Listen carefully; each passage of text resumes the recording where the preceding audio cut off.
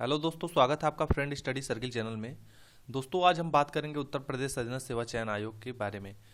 जैसा कि दोस्तों आपको पता होगा कि फ़िलहाल में कोई भी भर्ती आने के चांसेस नहीं है, लेकिन जो दोस्तों न्यूज़पेपर माध्यम के द्वारा अपडेट मिल रहा है वो यही है कि सबसे पहले जो काम करवाया जाएगा आयोग द्वारा वो है पीईटी का, यानी कि जो प्रारंभिक परीक्षा के लिए एलिजिबिलिटी के लिए ये प्रोसेस है वो पहले करवाया जाएगा। उसके बाद जो भर्तियां हैं वो आएंगी, लेकिन इसमें अभी फ़िलहाल में जो न्यूज़पेपर के माध्यम से अपडेट मिल रही है वो ये है कि 50,000 भर्तियां उत्तर प्रदेश अधीनस्थ आयोग के द्वारा कराई जाएंगी, वो भी 2021 में। यानी कि मान कर चलिए कि जनवरी से ये सारी प्रोसेस स्टार्ट हो जाएंगे।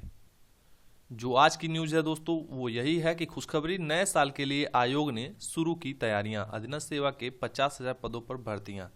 हालांकि हिंदुस्तान पेपर में कई बार ये सारी चीज़ों का जिक्र हो चुका है, लेकिन आज फिर इस चीज़ को दोबारा रिपीट किया है और यहाँ पे बताया है कि उत्तर प्रदेश अधीनस्थ सेवा चयन आयोग के 2021 में 50,000 से अधिक पदों पर भर्तियों की तैयारियों में जुट गया है। आयोग के पास 40,000 खाली पदों पर भर्ती संबंधी प्रस्ताव पहुंच गए हैं। कुछ और विभागों से 10,000 से अधिक संशोधित प्रस्ताव मंगाए गए हैं। अधीनस्थ सेवा चयन आयोग नए साल में सबसे पहले प्रारंभिक अर्हता परीक्षा कराएगा और फिर भर्तियों के संबंध में विज्ञापन निकाल कर आवेदन लेगा। प्रारंभिक परीक्षा अप्रैल 2021 में कराने की तैयारी की जा रही है, जबकि मुख्य परीक्षा मई तक कराकर भर्ती हुए अभ्यर्थियों को नियुक्ति पत्र बांटे जाएंगे। दोस्तों, यदि प्रोसेस के हिसाब से यदि ये चीज़ हुआ, यानी पीईटी लागू हुआ और उसके बाद वैकेंसी निकली, तो इसमें ज़्यादा समय नहीं लगेगा, क्योंकि पीईटी निकालने के बाद, इस एग्ज़ाम को करने के बाद फिर जो मेन एग्ज़ाम होगा जो भी भर्ती का, उसको कंप्लीट कराने के बाद डायरेक्ट आपका ये भर्ती कंप्लीट हो जाएगी। तो यानी कि मान के चलिए 6-7 महीने में नियुक्ति पत्र मिल जाएगा। लेकिन ये प्रोसेस इस तरह से अभी तो कुछ मतलब यकीन ही नहीं है किसी को भी, क्योंकि दोस्तों आपको पता होगा कि कोई भी ऐसा रिजल्ट नहीं है जो उत्तर प्रदेश अधीनस्थ सेवा चयन आयोग फाइनल कर दिया हो। जब से इस गवर्नमेंट की हम लोग बात करें तो कोई भी ऐसी सिंगल भर्ती नहीं है। तो अभी फिलहाल में जो अपडेट है तो यही है। और यहाँ पे देख सकते हैं महत्वपूर्ण खाली पदों का ब्यौरा। लेखपाल के लिए 7882, बेसिक शिक्षा 1055, माध्यमिक शिक्षा 500, विभिन्न विभागों में लिपिक यानी स्टेनो की बात करें तो 7,000 लगभग, लेखा परीक्षक 1303, ग्राम विकास 1658, परिवार कल्याण में 9,222, बाल विकास पुष्टाहार में 3,448, नगर निकाय में 383। तो ये मानकर चलिए कि यदि 2021 से इसका कार्य सही से होने लगा, फिलहाल में तो रिजल्ट अभी फिलहाल में आया है और मंडी परिषद में जो स्टेनो और कनिष्क के पोस्ट थे उनका अभी टाइपिंग के लिए डेट दिया है 12 जनवरी से, और 2016 जूनियर असिस्टेंट का भी यहाँ तक की दे दिया है। तो अभी फ़िलहाल में यदि इस तरह से चला और भी जितने भी रिज़ल्ट हैं, एग्ज़ाम्स हैं करवाए गए, तो सही तरीके से होगा तो मान कर चलिए कि आपको मेहनत करने की ज़रूरत है और आने वाले एग्ज़ाम के लिए आपको अभी से प्रिपेयर रहना पड़ेगा।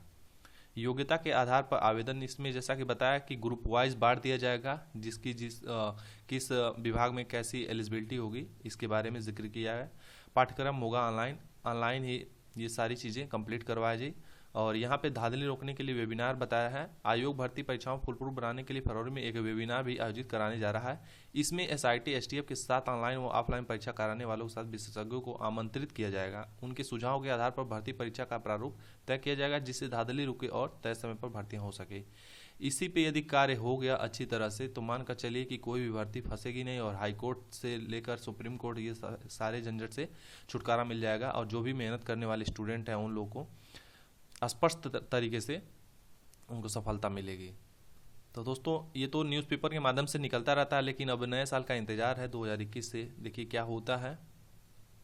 तो आप अभी से पीईटी की तैयारी शुरू कर दीजिए, क्योंकि दोस्तों गवर्नमेंट का कोई भरोसा नहीं है कि कब कितनी जल्दी से कंप्लीट कर दे प्रोसेस। और आप ये मान कर चलिए कि आपके पास मई तक का टारगेट बनाइए और पीईटी का अप्रैल और मई तक का टारगेट बनाइए और इसी में आपको कम्प्लीटली अपनी तैयारी करना है। और पीईटी का सिलेबस वही है, मान कर चलिए कि मैथ तो कंपलसरी है, रीजनिंग, हिंदी और जीएस ये चीज़ें रहेंगे। तो आप इसी हिसाब से अपना तैयारी करिए, क्योंकि दोस्तों आपको पता होगा कि चुनाव भी नज़दीक आ रहा है और गवर्नमेंट को ये सारी कंप्लीट करनी पड़ेंगी भर्तियों को। तो इस वजह से आप भी प्रिपेयर रहिए। तो मिलते हैं अगले अपडेट के साथ। तब तक के लिए चैनल पे यदि नए आए हैं तो सब्सक्राइब कर लीजिएगा, अपने दोस्तों को शेयर कर दीजिएगा, और कोई अपडेट हो तो मैं आपको जरूर इस चैनल के माध्यम से बताने की पूरी कोशिश करूंगा। तब तक के लिए धन्यवाद, अपना ख्याल रखें, टेक केयर, बाय बाय।